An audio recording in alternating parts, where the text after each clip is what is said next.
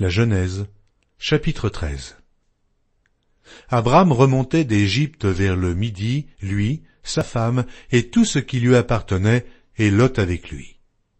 Abram était très riche en troupeaux, en argent et en or. Il dirigea ses marches du midi jusqu'à Béthel, jusqu'au lieu où était sa tente au commencement, entre Béthel et Haï, au lieu où était l'autel qu'il avait fait précédemment. Et là, Abram invoqua le nom de l'Éternel. Lot, qui voyageait avec Abram, avait aussi des brebis, des bœufs et des tentes. Et la contrée était insuffisante pour qu'ils demeurassent ensemble, car leur bien était si considérable qu'ils ne pouvaient demeurer ensemble. Il y eut querelle entre les bergers des troupeaux d'Abram et les bergers des troupeaux de Lot. Les Cananéens et les Phéréziens habitaient alors dans le pays. Abram dit à Lot, « Qu'il n'y ait point, je te prie, de dispute entre moi et toi, ni entre mes bergers et tes bergers, car nous sommes frères. Tout le pays n'est-il pas devant toi? Sépare-toi donc de moi. Si tu vas à gauche, j'irai à droite.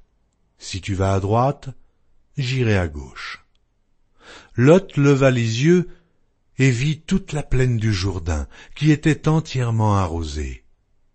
Avant que l'Éternel eût détruit Sodome et Gomorrhe, c'était jusqu'à Tsoar, comme un jardin de l'Éternel, comme le pays d'Égypte. Lot choisit pour lui toute la plaine du Jourdain, et il s'avança vers l'Orient. C'est ainsi qu'ils se séparèrent l'un de l'autre. Abram habita dans le pays de Canaan, et Lot habita dans les villes de la plaine, et dressa ses tentes jusqu'à Sodome. Les gens de Sodome étaient méchants, et de grands pécheurs contre l'Éternel.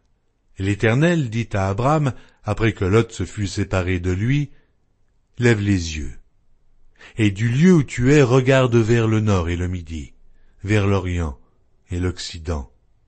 Car tout le pays que tu vois, je le donnerai à toi et à ta postérité pour toujours.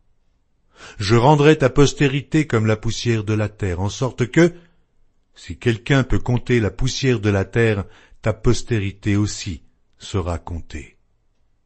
Lève-toi, parcours le pays dans sa longueur et dans sa largeur, car je te le donnerai. » Abram leva ses tentes et vint habiter parmi les chênes de Mamré, qui sont près d'Hébron. Et il bâtit là un autel à l'Éternel.